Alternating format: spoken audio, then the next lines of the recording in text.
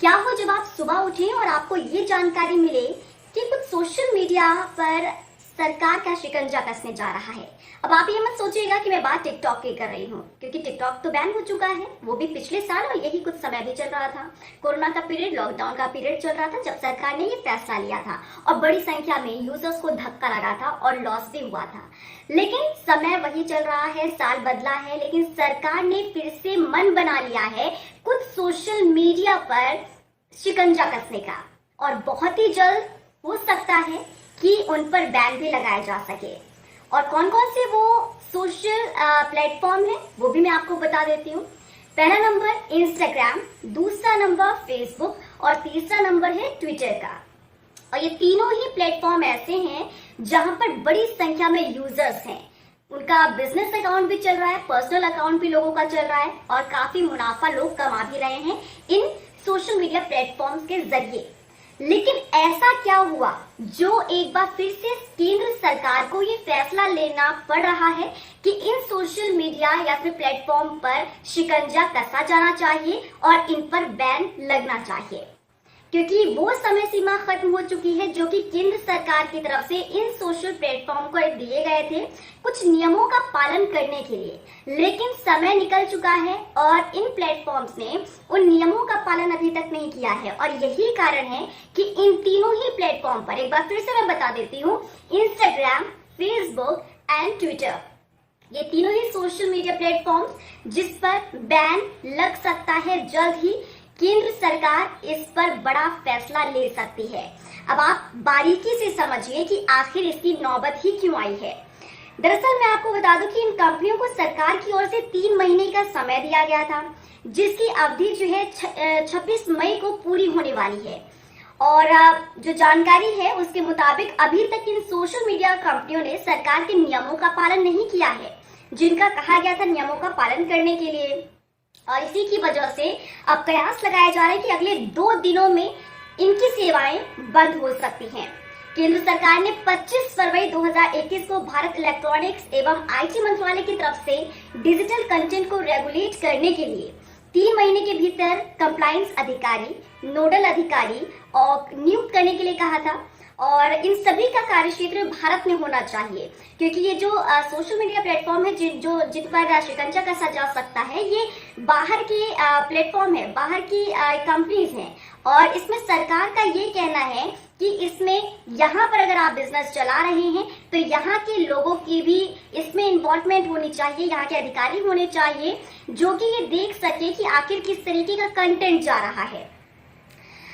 इन social media joints ने अब तक इन नियमों का पालन नहीं किया है, और जो कंपनी इन नियमों का पालन करने में फेल होती है उनके इंटरमीडिएटरी स्टेटस को खत्म किया जा सकता है और उन पर आपराधिक कार्रवाई जो है वो भी की जा सकती है। हालांकि सूत्रों के हवाले से जो जानकारी है उसमें इंटरमीडिएट होने के संरक्षण का दावा किया जा रहा है, लेकिन भारतीय संविधान और कानूनों के संदर्भ में बिना अपने स्वयं के मानदंडों और माध्यम से कंटेंट को मॉडिफाई करने और निर्णय के लिए अपने नियमों का पालन करते हुए कंपनियों को मानना होगा ये नियम, और ये कहा गया है जिसका अभी तक पालन जो है वो नहीं किया गया है। सरकार द्वारा दिए गए आदेश के तहत कंपनियों को कंप्लायंस अधिकारी नियुक्त करने होंगे और उनका नाम और कॉन्टैक्ट जो है कॉन्टैक्ट एड्रेस वो भारत का ही होना चाहिए, जैसा कि मैंने आपको बताया कि वो शख्स यहीं का होना चाहिए। और शिकायत समाधान और किसी भी तरीके से कोई दिक्कत है कंटेंट को लेकर और किसी भी तरीके से कोई कंप्लेन करना चाहता है तो ऐसी चीजें उसमें शामिल हो सकती है, उसके जरिए किया जा सकता है। क्योंकि केंद्र सरकार का अभी तक ये मानना है कि जो ये सोशल मीडिया प्लेटफॉर्म्स है इनमें अगर किसी भी तरीके से किसी को कोई दिक्कत होती है तो वो सीधा डायरेक्ट जो है कंप्लेन नहीं कर पाता या फिर कांटेक्ट नहीं कर पाता है, जिसके चलते यूजर्स को दिक्कत होती है। और इनका ये भी कहना है कि जो बड़ी संख्या में यूजर्स भारत से इन प्लेटफॉर्म को मिले हैं, एक बड़ा मुनाफा ये कंपनीज कमा रही है जो कि विदेश की कंपनी है, तो इसमें भारत की संलिप्तता भी होनी चाहिए। और इसीलिए सरकार ने कुछ नियम बनाए हैं जिसका पालन इन तीनों ही सोशल मीडिया प्लेटफॉर्म्स को करना होगा। इसके लिए 3 महीने का समय दिया गया था, फरवरी में कहा गया था, निर्देश जारी किए गए थे, लेकिन अभी तक इसका पालन नहीं हुआ है। इसीलिए माना जा रहा है कि 26 मई को इस पर बैन लग सकता है, यानी कि इन तीनों ही प्लेटफॉर्म को आप इससे दूर हो सकते हैं। तो एक बड़ा झटका फिर से यूजर्स को लगने वाला है। जो एक बड़ा झटका हमने देखा था कि भारत और चीन के बीच किस तरीके से तनाव पैदा हुआ था पिछले साल बॉर्डर पर, उसके बाद भारत ने एक कड़ा रुख अपनाते हुए चीन को मुंहतोड़ जवाब देते हुए किस तरीके से फैसला लिया था टिकटॉक ऐप को बंद करने का, जिससे एक बड़ा कह सकते हैं कि घाटा यहाँ के यूजर्स को भी सहना पड़ा था और टिकटॉक को भी सहना पड़ा था, क्योंकि टिकटॉक ने उसके बाद भारत से ही अपना पूरा मार्केट जो है वो समेट लिया।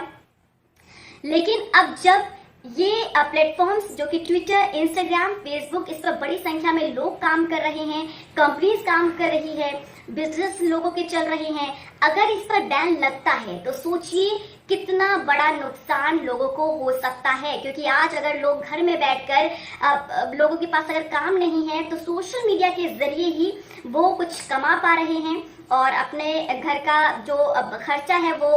उठाते हैं। लेकिन अगर इस पर बैन लगता है तो एक बड़ा झटका यूजर्स को लग सकता है, खास तौर पर उन यूजर्स को जो कि सुबह से लेकर रात तक मेहनत करते हैं, कंटेंट क्रिएट करते हैं और वीडियोस क्रिएट करते हैं, जिनका काफी बड़ी संख्या में लोग वायरल भी वीडियोस होते हैं, लोग पसंद भी करते हैं। अगर ऐसा होता है केंद्र सरकार इन तीनों ही सोशल मीडिया प्लेटफॉर्म पर बैन लगाती है तो एक बड़ा नुकसान फिर से यूजर्स को हो सकता है। बहरहाल इस पर कोई भी अपडेट अगर आता है मैं आपको जरूर इससे